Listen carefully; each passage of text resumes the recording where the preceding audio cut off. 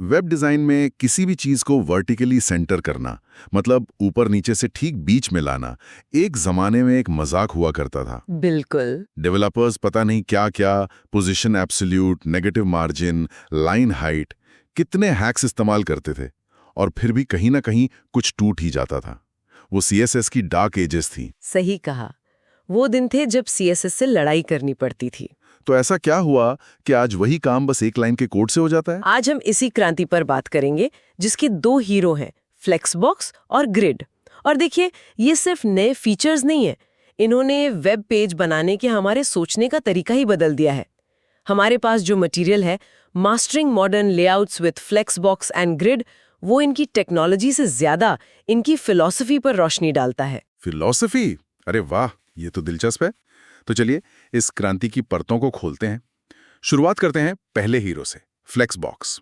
इसका पूरा नाम है फ्लेक्सिबल बॉक्स लेआउट, पर मुझे लगता है ये नाम इसकी असली ताकत को पूरी तरह बताता नहीं है। नहीं बताता। इसकी असली ताकत इसकी एकायामी सोच में है। एकायामी? हाँ, इसे समझने का सबसे आसान तरीका है एक ट्रेन के डिब्बों की कल्पना करना। आप डिब्बों को या तो एक सीधी पटरी पर आगे पीछे लगा सकते हैं, जो एक पंक्ति मतलब रो हुई, ठीक है। या फिर उन्हें एक के ऊपर एक रख सकते हैं, जो एक कॉलम हुआ। पर आप एक ही समय में दोनों नहीं कर सकते। फ्लेक्सबॉक्स बस इसी एक आयाम पर, इसी एक पटरी पर काम करता है। ट्रेन के डिब्बे, ये अच्छा उदाहरण है। तो वो जो मेन एक्सिस और क्रॉस एक्सिस की बात होती है, वो इसी से जुड़ी है।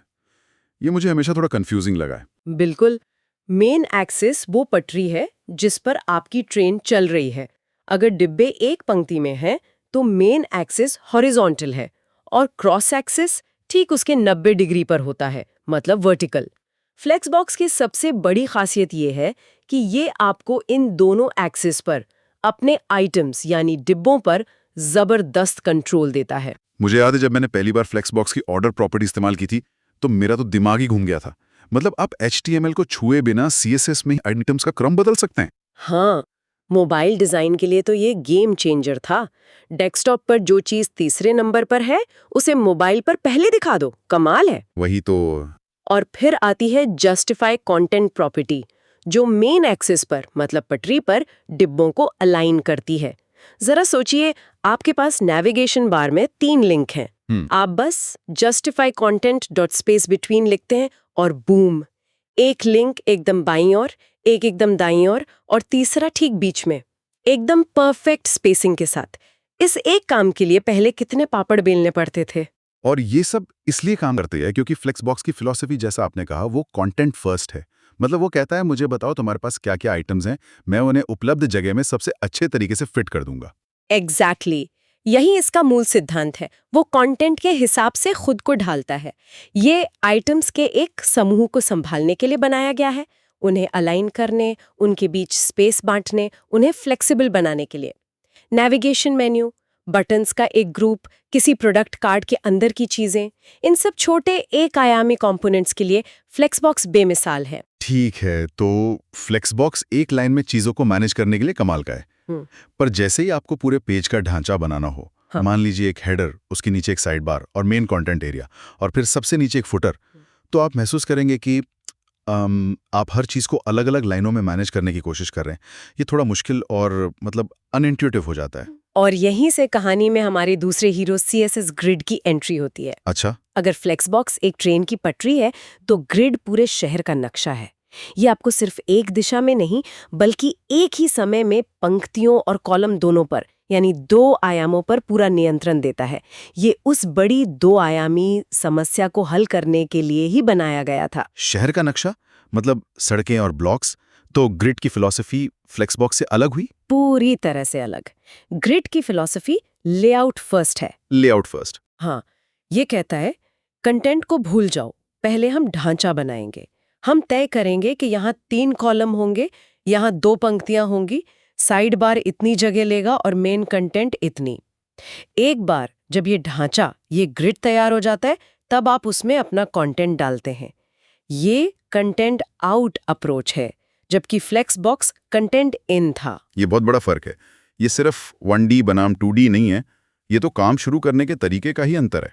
तो ग्रिड के अपने कौन से सुपर पावर्स हैं? इसका सबसे बड़ा सुपर पावर है ग्रिड टेम्पलेट एरियाज। ये मुझे बहुत पसंद है।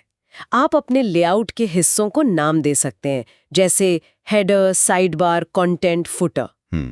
और फिर आप CSS में ही एक छोटा सा विजुअल मैप बनाकर बता सकते हैं कि कौन सा एरिया कहाँ जाएगा। आपका कोड कुछ ऐसा दिखता है: header header header, side bar content content, footer footer footer. इसे देखकर कोई भी समझ सकता है कि पेज का लेआउट कैसा है।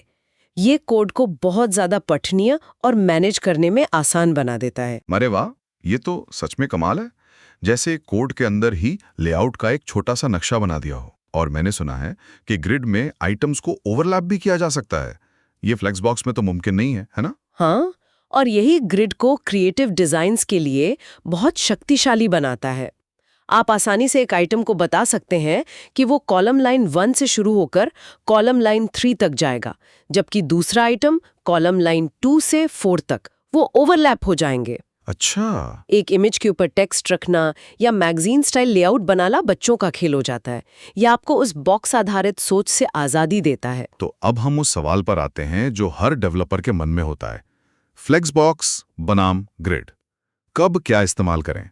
हालांकि आपकी कंटेंट फर्स्ट बनाम लेआउट फर्स्ट वाली बात से ये काफ़ी साफ हो गया है, पर क्या ऐसा हो सकता है कि कोई डेवलपर सोचे ग्रिड बहुत शक्तिशाली है, पर क्या ये कभी-कभी ज़रूरत से ज़्यादा जटिल नहीं हो जाता? एक सिंपल लेआउट के लिए क्या मैं बस नेस्टेड फ्लेक्स बॉक्स का इस्तेमाल नहीं कर सकता? मैंने कई लोगों को ऐसा करते देखा है। ये एक बहुत ही वैलिड सवाल है। और हाँ, आप नेस्टेड फ्लेक्स बॉक्स से लगभग कोई भी लेआउट बना सकते हैं। लेकिन सवाल ये नहीं है कि क्या आप कर सकते हैं, सवाल ये है कि क्या आपको करना चाहिए। अच्छा, जब आप फ्लेक्स बॉक्स को नेस्ट करते हैं तो हर फ्लेक्स कंटेनर सिर्फ अपने बच्चों के बारे में जानता है। उसे बड़े लेआउट की कोई समझ नहीं होती। इससे कोड कॉम्प्लेक्स हो सकता है और उसे मेंटेन करना मुश्किल हो जाता है। ग्रिड के पास पूरे लेआउट का एक बर्ड्स आई व्यू होता है। वो जानता है कि कौन सी चीज किसके साथ अलाइन होनी चाहिए, चाहे वो HTML में कितनी भी गहराई में क्यों ना हो। तो एक तरह से ग्रिड मैक्रो लेआउट के लिए है और फ्लेक्स बॉक्स माइक्रो लेआउट के लिए। ये कोई सख्त नियम नहीं है, पर ज्यादातर मामलों में ये सिद्धांत बहुत अच्छा काम करता है। तो ये एक दूसरे के दुश्मन नहीं बल्कि सहयोगी हैं। सबसे शक्तिशाली तरीका इन्हें एक साथ इस्तेमाल करना है। यहाँ आकर कहानी और भी दिलचस्प हो जाती है। बिल्कुल। तो चलिए एक प्रैक्टिकल सिनेरियो लेते हैं। मान लीजिए मैं एक ब्लॉग का होम पेज बना रहा हूँ। मैंने ग्रिड का इस्तेमाल करके एक बड़ा ढांचा बना लिया है, एक हेडर, एक मेन कंटेंट एरिया और एक फुटर। अब मेरे मेन कंटेंट एरिया के अंदर मुझे 3 लेटेस्ट ब्लॉग पोस्ट के कार्ड्स दिखाने हैं। ठीक है। मैं चाहता हूं कि बड़ी स्क्रीन पर ये एक लाइन में दिखें और जब स्क्रीन छोटी हो तो अपने आप नीचे आ जाएं। क्या यहाँ फ्लेक्स बॉक्स का फ्लेक्स रैप काम आएगा? ये कॉम्बिनेशन असल में कैसा दिखेगा? ये एक परफेक्ट उदाहरण है कि ये दोनों मिलकर कैसे काम करते हैं। आपने बिल्कुल सही किया। पेज का ढांचा बनाने के लिए ग्रिड सबसे अच्छा टूल है। अब उस मेन कंटेंट एरिया के अंदर जो आपका डिव है, जिसमें वो तीनों कार्ड्स हैं, आप उस डिव पर display.flex लगा देंगे। ठीक है, तो अब वो डिव एक फ्लेक्स कंटेनर बन गया और उसके अंदर के तीनों कार्ड्स फ्लेक्स आइटम्स बन गए। Exactly. By default flex box उन तीनों को एक ही लाइन में रखने की कोशिश करेगा, पर आप चाहते हैं कि वो रैप करें, तो आप उस कंटेनर पर flex-wrap भी लगा देंगे। अब जैसे ही स्क्रीन की चौड़ाई कम होगी और तीनों कार्ड्स के लिए जगह नहीं बचेगी, फ्लेक्स बॉक्स अपने आप तीसरे कार्ड को अगली लाइन में भेज देगा। और उनके बीच की स्पेसिंग के लिए? उसके लिए आप गैप प्रॉपर्टी का इस्तेमाल कर सकते हैं। गैप 1 rem लिखने से उन कार्ड्स के बीच हॉरिजॉन्टल और वर्टिकल दोनों तरफ से स्पेसिंग आ जाएगी। अच्छा। और मजे की बात यह है कि गैप प्रॉपर्टी अब फ्लेक्स बॉक्स और ग्रिड दोनों में काम करती है, जिससे कोड और भी कंसिस्टेंट हो जाता है। तो अब सोचिए क्या हुआ।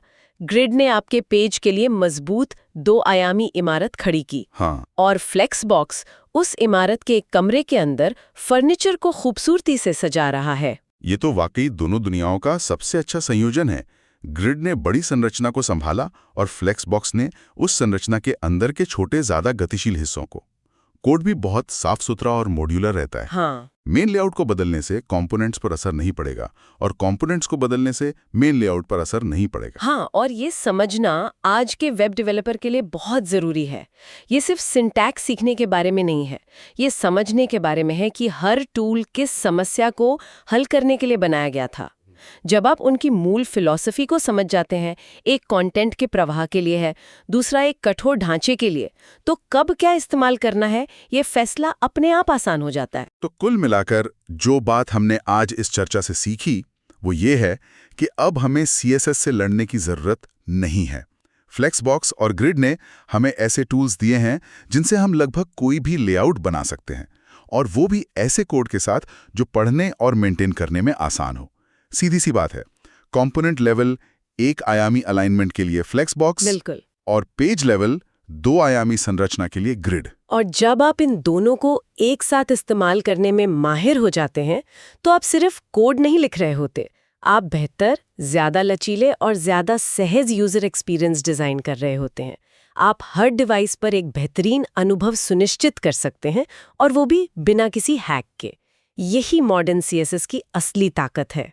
जो मटेरियल हमने देखा वो इस बात पे जोर देता है कि कैसे इन टूल्स ने वेब लेआउट की जटिलता को सरल बनाया है।